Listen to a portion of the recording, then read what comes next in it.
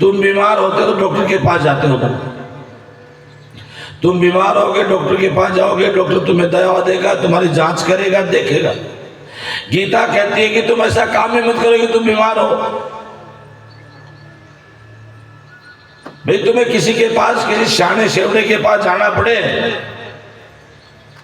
ऐसा वो कर्म ही मत करो।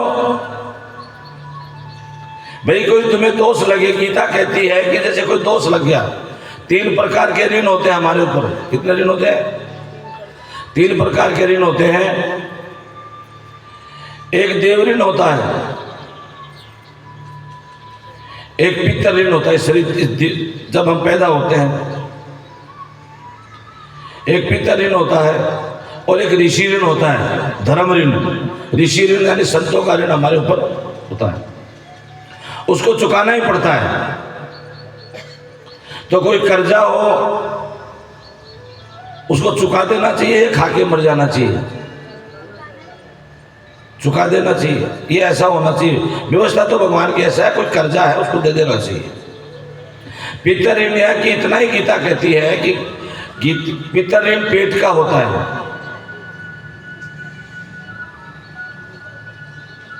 ठीक है, और देव ऋण सर का होता है, और ऋषि ऋण सेवा का होता है, पैरों का होता है। ये 3 ऋण है। ऋषि ऋण संत सेवा से उतर जाता है, कम हो जाता है, मिट जाता है। देव ऋण ज्ञान से, स्वाध्याय से, सत्संग से वो भी खत्म हो जाता है। मगर पितर ऋण पेट का है। किसका है?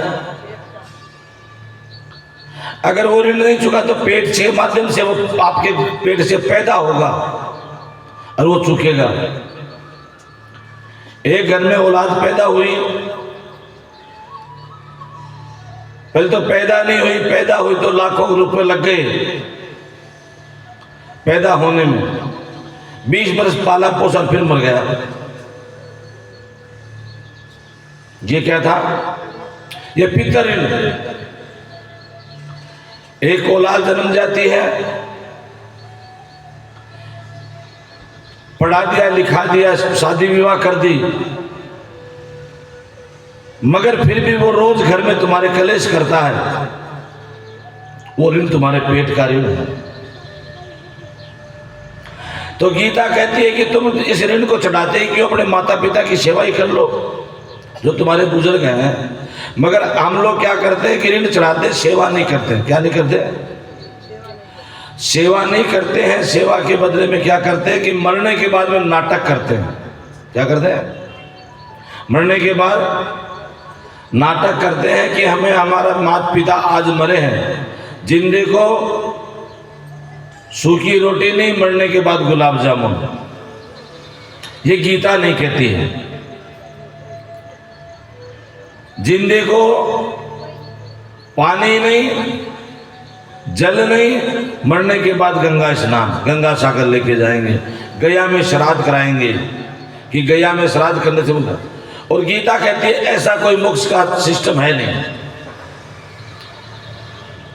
ऐसा कोई सिस्टम है नहीं। ये हमारे ठगोरों का काम है। किनका?